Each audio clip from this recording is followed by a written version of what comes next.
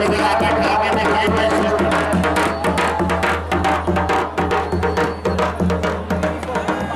बहुत बढ़िया। बहुत बढ़िया देखिए कुश्ती में आप लोगों के बीच में छोड़ दीजिए बाहर बीच में ये एक तरफ पंजाब दूसरी तरफ फरुखाबाद झंडा करता है इस कुश्ती में।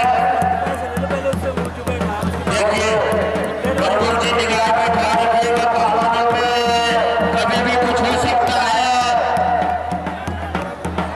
हरिओम बाबा निगाह अपनी चीन की तरह लगाए हुए इस दंगल में। आजकल पहलवान बहुत देर से चक्कर काट रहा है, उसकी भी कुश्ती होनी है। जो उत्तराखंड से चल के आया है, अभी उत्तराखंड में कल कुश्ती हुई थी जो किसने कुश्ती को जीत लिया। हेलो कोई भी पहलवान पीछे मत हटिए, बीच में लड़िए, अखाड़े से बाहर मत आइए, बाहर की मेहनत बेकार होगी।